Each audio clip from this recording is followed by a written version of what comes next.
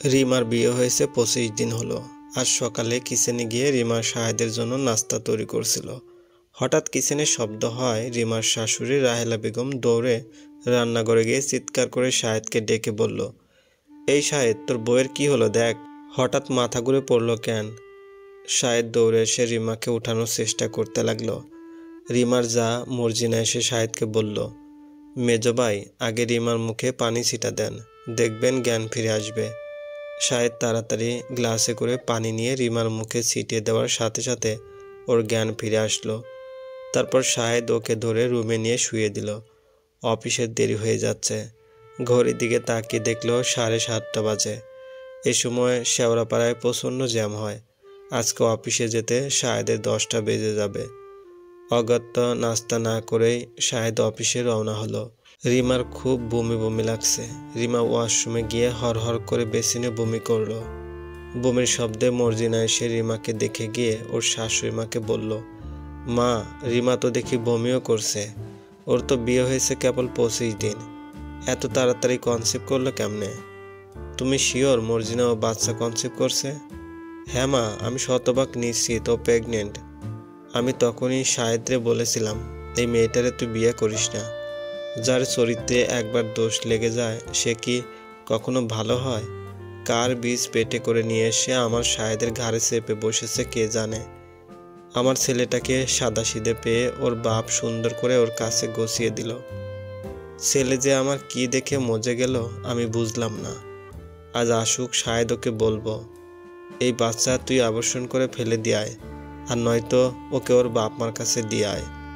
রিমার শরীরটা একটু ভালো লাগায় ও কিচেনে চলে আসে, আবার নাস্তা বানাতে শুরু করে। মর্জিনা দৌড়ে এসে বলে, মা, তোমাকে রান্নাঘরে আসতে নিষেধ করেছে। ভাবি বমি করার পর শরীরটা ভালো লাগছে। মা মনে হয় ভাবছে আমার শরীর খারাপ, তাই হয়তো কিচেনে ঢুকতে নিষেধ করেছে। না মা, সেটা ভাবেননি। যাক, আমি ওসব কথা আমার মুখ দিয়ে বলতে চাই না। মা তোমাকে বলবেন, এদিকটা আমি সামলে নিব। তুমি ঘর ঝাড়ু দিয়ে বাথরুম দিয়ে ফেলো। মিনারা খালা তো একটু পরেই চলে আসবে। ওই কাজগুলো তো খালাই করে। আজ মিনারা আসবে না, তুমি করে ফেলো। আর হ্যাঁ, এমনিতে আমার সহজ সরল ছেলেটার যা ক্ষতি করার তোমার বাবা মা করে ফেলেছেন। এখন আমার এত যত্নে গড়া সংসারে তুমি আর অমঙ্গলের ঘন্টা বাজিও না। মা, আমি বুঝতে পারছি না আপনি এসব কথা আমায় কেন বলছেন। বিয়ের আগে নষ্টামি করে এখন সাধু সাজা হচ্ছে। কার সাথে নষ্টামি করে পেট বানিয়েছে, এখন আমার শাহেদের নামে চালিয়ে দেওয়ার চেষ্টা করছো। আমি বেঁচে থাকতে এ কাজ হতে দেব না। তখনই শাহেদকে বলেছিলাম, এই মেয়ে তোর যোগ্য না। কি দেখে যে মজে গেল আমার ছেলে বুঝলাম না। গায়ের রংটা শুধু সাদা দেখলে তো হবে না, স্বভাব চরিত্র সাদা না কালো সেটাও তো বোঝা দরকার। ছেলে আমার কথা শুনলো না। মা, আপনি যা নয় তাই আমাকে বলছেন। আমি তো এখনো টেস্ট করি নাই আমি প্রেগনেন্ট কিনা। আর যদি কনসিভ করেই থাকি তাহলে এই সন্তান আপনার ছেলের। এই কথাগুলো বলে রিমা কাঁদতে কাঁদতে নিজের রুমে চলে গেল। রিমা ভাবছে সারা জীবন ওর ওই ভুলটা বয়ে বেড়াতে হবে। শাশুড়ির মুখে এসব কথা শোনার পর রিমার পৃথিবীটা দুলে উঠল। সত্যি যদি শাহেদ ওর মার কথা বিশ্বাস করে ওকে ওর বাবার বাড়িতে পাঠিয়ে দেয়, তাহলে ওর বাবাকে হয়তো আর বাঁচানো যাবে না। এমনিতেই ওর ওই ঘটনার পর ওর বাবা স্ট্রোক করেছিল। সে ধাক্কা আজ 5 বছর ধরে সামলাচ্ছে। সমাজে মুখ দেখানো যাচ্ছিল না। ভাই দুইটা মাওলানা ভাসানী বিজ্ঞান ও প্রযুক্তি বিশ্ববিদ্যালয়ে ইঞ্জিনিয়ারিং পড়ছে। ওর কারণে ওর পরিবারকে অনেক ধকল পোহাতে হয়েছে। অনেক কাঠখড় পুড়িয়ে ওর বাবা মা ওকে বিয়ে দিয়েছে। যেভাবে হোক শাহেদের হাতে পায়ে ধরে হলেও এই সংসার ওকে টিকিয়ে রাখতে হবে। শাহেদের বাবা বেঁচে নেই। শাহেদের বাবা আর রিমার বাবা এক অফিসে চাকরি করত। শাহেদ যখন ক্লাস 5-এ পড়ে তখন ওর বাবা স্ট্রোক করে মারা যায়। শাহেদরা 2 ভাই 1 বোন। রাশেদ তখন ক্লাস 7-এ আর মুন্নি তখন 6-এ পড়তো। রাশেদ সবার বড়। ও এখন পারটেক্স গ্রুপে চাকরি করে। শাহেদ শাস থেকে ইলেকট্রিক্যাল ইঞ্জিনিয়ারিং পাশ করে ইউনিলিভার কোম্পানিতে জয়েন করেছে। রিমার বাবা সে সময় ওদের অনেক টাকা পয়সা দিয়ে সাহায্য করত। এমনকি ওর বোনের বিয়েতেও টাকা দিয়ে সাহায্য করেছে। মুন্নি সোসিওলজিতে মাস্টার্স কমপ্লিট করে একটা প্রমিনেন্ট এনজিওতে জয়েন করেছে। ওর হাজব্যান্ড ব্র্যাকে রিসার্চ অফিসার পদে জয়েন করেছে। ওদের এত দূর আসার পিছনে রিমার বাবার অনেক অবদান আছে। শাহেদ পারেনি রিমার বাবার অবদানকে অস্বীকার করতে। রিমা খুব টেনশনে আছে। শাহেদ যদি ওর মার কথা বিশ্বাস করে, কিন্তু ওর মা যা ভেবেছে তা তো ঠিক নয়। যদি ও সত্যি কনসেপ্ট করে তাহলে এই সন্তানের বাবা তো শাহেদ, এতে কোনো ভুল নেই। ও জানে না ওর ভাগ্যে কি লেখা রয়েছে। রিমার আজ আর রুম থেকে বের হতে ইচ্ছে করছে না। শাশুড়ি মা এই বিয়েতে রাজি ছিলেন না বলে বিয়ের পর থেকেই নানা রকম তীক্ষ্ণ কথার বানে দিনগুলো পার হতে থাকে। মাঝে মাঝে খুব ক্লান্ত লাগে। রিমা যদিও রাজশাহী ভার্সিটি হতে ইংরেজি সাহিত্যে অনার্স কমপ্লিট করেছে, কিন্তু আরও বড় কিছু অর্জন করার ওর যোগ্যতা ছিল। অথচ একটা ভুলে কালবৈশাখী ঝড়ের মতো একটা আঘাত এসে ওর জীবনের সব স্বপ্ন ভেঙে চুরে তছনছ হয়ে গেল। রিমা ভাবছে জীবনের শুরুটা যদি ঝকঝকে রোদ্দুরের মতো আলো দিয়ে শুরু হয়, তাহলে বলা যাবে না ওই রকম মেঘমুক্ত আকাশের মতোই জীবনটা সুন্দর হবে। রিমার অবস্থানটা অনেকটা সেরকম। অথচ রিমাদের ছিল বাবা মা, 2 ভাই সহ ছোট সাজানো সংসার। ওরা 3 ভাই বোন মতিঝিল আইডিয়াল স্কুল অ্যান্ড কলেজে পড়াশোনা করত। রিমা ছিল টপার গার্ল। ও তখন ইন্টার ফার্স্ট ইয়ারে পড়ে। ওর 2 ভাই ক্লাস 7-এ পড়ত। ওরা যমজ ছিল। ওদের নাম ছিল তানবীর আর তাজদিদ। ওরাও ছাত্র ভালোই ছিল, কিন্তু রিমা ছিল অলরাউন্ডার। যেমনই ভালো বিতর্কিক ছিল, তেমনি খেলাধুলা, পড়াশোনা সব কিছুতেই ও ছিল টপার গার্ল। ওর বাবা এজি অফিসের ডাইরেক্টর আর মা বাংলাদেশ ব্যাংকে অফিসার পোস্টে চাকরি করতেন। সুখ তখন ওদের সংসারে উপচে পড়ত। বাবা মা উভয়ই চাকরি করতেন।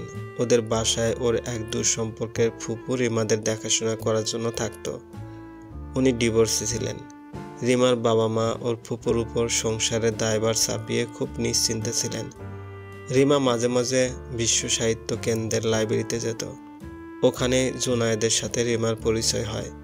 জুনায়েদ ঢাকা কলেজে মার্কেটিংয়ে অনার্স পড়ত। জুনায়েদের সাথে রিমার দেখাটা যদিও বিশ্ব সাহিত্য কেন্দ্রে, তবুও একটা ঘটনার মাধ্যমে রিমা আর জুনায়েদ কাছাকাছি আসে। সেদিন রিমার বিশ্ব সাহিত্য কেন্দ্র থেকে বের হতে একটু রাত হয়ে গিয়েছিল।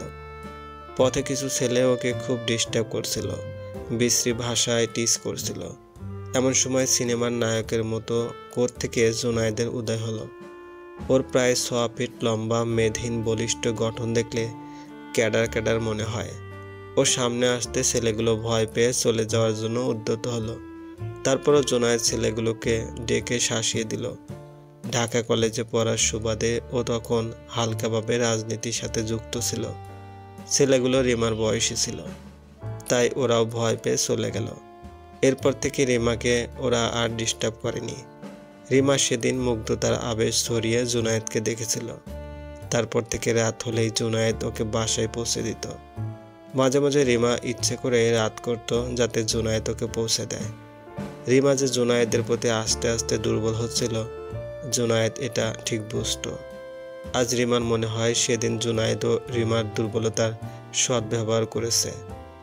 আবারও রিমা ধুলো সরিয়ে স্মৃতির পাতায় হারিয়ে যায়। অল্প বয়সী আবেগ আর ইমোশনগুলো খুব ভয়ঙ্কর। আবেগের ঢেউগুলোতে যদি ঠিক সময়ে বাদ না দেওয়া হয়, তাহলে নর্দমায় ভেসে যেতে সময় লাগে না। পৃথিবীর প্রতিটা মানুষের বিচার বুদ্ধি একরকম হয় না। রিমার জীবনেও এর ব্যতিক্রম হলো না। সেদিন রিমা জুনায়েদের প্রেমে এতটাই হাবুডুবু খেয়েছিল, সারাক্ষণ ওর ভাবনায় ডুবে থাকতো। অপেক্ষা করতো কবে জুনায়েদ ওকে প্রপোজ করবে। রিমা কল্পনায় ওর মাঝে হারিয়ে যেত। তখন শুধু জুনায়েদের সাথে সময় কাটাতে ওর ভালো লাগতো। একদিন জুনায়েদকে দেখতে না পেলে ওর রাতের ঘুম হারাম হয়ে যেত। সেদিন ছিল শুক্রবার। শুক্রবারে রিমা বাসা থেকে বের হতো না। বাবা মা চাকরি করতো বিদায় সেদিন ওরা ফ্যামিলি মেম্বাররা একসাথে সময় কাটাতো। রিমা বড় সন্তান হওয়ায় বাবা মা দুজনেই রিমাকে অনেক ভালোবাসতো, বিশ্বাস করত। কিন্তু সেদিন রিমা মিথ্যার আশ্রয় নিয়ে কোচিংয়ের কথা বলে জুনায়েদের সাথে গাজীপুরের সাফারি পার্কে ঘুরতে গিয়েছিল। জুনায়েদের বাইকে সেদিনও প্রথম উঠেছিল। বারবার যখন জুনায়েদের স্পর্শ ওর শরীরে লাগছিল, অদ্ভুত শিহরণে ভীষণ ভালো লাগছিল। ওর তখন মনে হয়েছিল জুনায়েদ আজ ওকে প্রপোজ করবে। ওর স্বপ্নটা অবশেষে পূরণ হবে। সেই আবেগে বড় সন্তান হিসেবে বাবা মার স্বপ্ন পূরণের কথা রিমা ভুলে গিয়েছিল। এটাও রিমা সেদিন যাচাই করেনি বা রিমার বয়স হয়নি জুনায়েদ আদৌ ওর যোগ্য ছিল কিনা। ওকে ভালোবাসে কিনা। তারপর সাফারি পার্কে পৌঁছানোর পর জুনায়েদ ওকে বলে, তোমাকে আজ এখানে কেন আনলাম জানো? শিহরিত অনুভবে রিমা বলল, কিছুটা আন্দাজ করতে পারছি। হ্যাঁ, আমি তোমাকে খুব ভালোবাসি রিমা, সারা জীবন তোমার পাশে থাকতে চাই। রিমাও বলে, আমিও তোমাকে অনেক ভালোবাসি, এই দিনটির অপেক্ষায় আমি ছিলাম। জুনায়েদ টান দিয়ে রিমাকে বুকের মধ্যে শক্ত করে জড়িয়ে ধরে। রিমাও ভালোবাসার তীব্র অনুভূতিতে জুনায়েদকে জড়িয়ে ধরে। রিমার বয়সটা কম হওয়াতে জুনায়েদের ফ্যামিলি ব্যাকগ্রাউন্ড রিমার জানা হয়নি। জুনায়েদ কিন্তু রিমার পরিচয় পুরোটা জেনে নিয়েছিল। রিমা ছাত্রী হিসেবে খুব মেধাবী ছিল জুনায়েদ জানত। বাবা মা দুজনে সরকারি অফিসে ভালো চাকরি করে। অপরদিকে জুনায়েদের বাবা কৃষক ছিলেন। নিজের জমি জমা তেমন ছিল না অন্যের জমি চাষ করতে। জুনায়েদের পরিবারে জুনায়েদ একমাত্র লেখাপড়া শিখছে। ওর বোনের হাজব্যান্ড ইন্টার পাস করে শ্রমিক হিসেবে কাতারে চলে যায়। বোনের লেখাপড়া বেশি দূর গড়ায়নি। এদিকে রিমার পড়াশোনার 12টা বেজে যায়। পি টেস্টে রেজাল্ট খুব খারাপ হয়। কলেজের প্রিন্সিপাল রিমার বাবা মাকে ডেকে পাঠায়। সেদিন রিমার রেজাল্ট খারাপ হওয়াতে বাবা মা রিমাকে নিয়ে প্রথম ধাক্কা খায়। রিমাদের বাসায় ওর যে ফুফু থাকতো, উনি রিমা আর জুনায়েদের বিষয়টা জানতেন। কারণ রিমা প্রতিদিন রাতে জুনায়েদের সাথে কথা বলতো। মোবাইলে জুনায়েদের নামটা জুলি নামে সেভ করা ছিল। মাঝে মাঝে ও কথা বলার সময় ওর মা ঘরে আসলে রিমা ফোনে বলতো, জুলি দোস্ত ফোনটা রাখি, পড়াশোনার চাপ আছে। ওর মা ভাবতো মনে হয় ক্লাসের কোনো বান্ধবীর সাথে কথা বলছে। তবে ওর ফুপুটা ওর সাথে ওর রুমে থাকতো বিদায় জুনায়েদের ব্যাপারটা জেনেছিল। এই বিষয়টা ওর ফুপু রিমার বাবা মাকে কখনো জানায়নি। এমনকি রিমার রেজাল্ট খারাপ হওয়া সত্ত্বেও বলেনি। আসলে আজ রিমার মনে হয় স্বামী স্ত্রী দুজনে চাকরি করলেও নিজের সংসার ছেলে মেয়েদের তদারকি দিন শেষে নিজেরই করা উচিত। এটা কখনো অন্যের উপর ছেড়ে দেওয়া উচিত নয়।